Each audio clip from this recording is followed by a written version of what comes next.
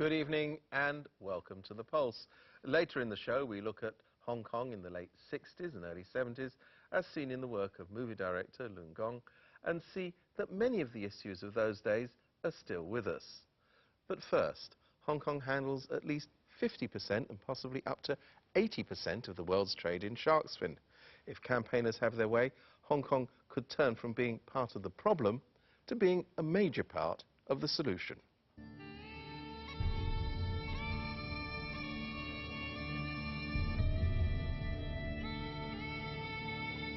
我哋發現咗一條俾人斬晒旗、斬晒成嘅鯨鯊。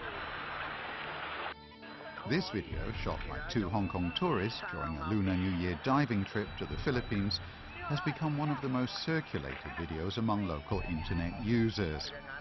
It's also increased concern about local consumption of shark fin and led to the creation of several activist groups. Rachel Pang is the founder of one of them, this one on the social networking site Facebook. Say no to shark's fin soup.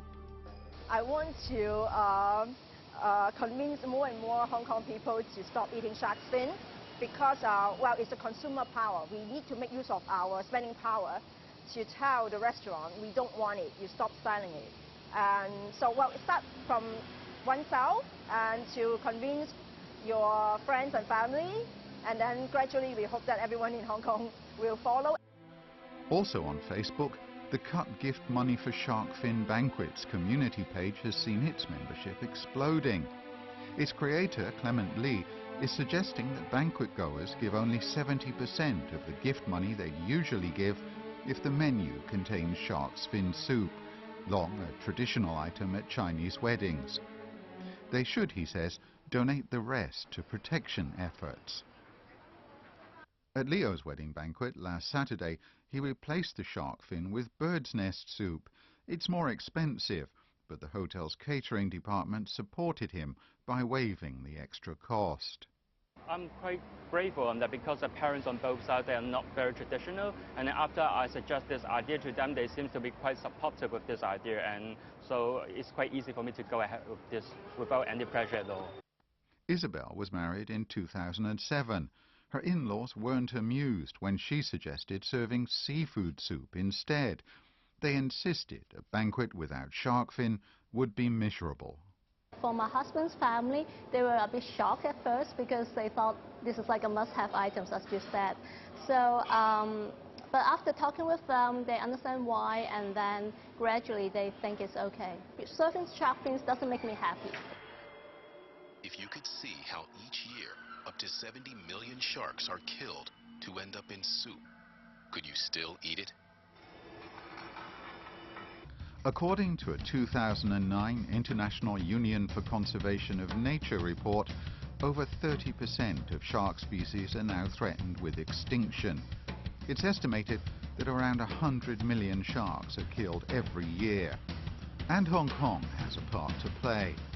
Marine conservation organisation Oceana says that annually the SAR imports up to 10 million kilograms of shark fin, representing 73 million sharks.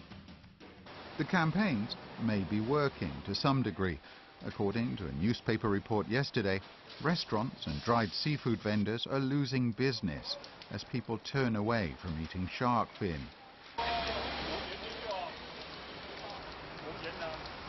Shop owners in Seung Wan are unwilling to disclose how their businesses are affected. But as consumption may be falling in Hong Kong, it's growing in an increasingly affluent mainland China.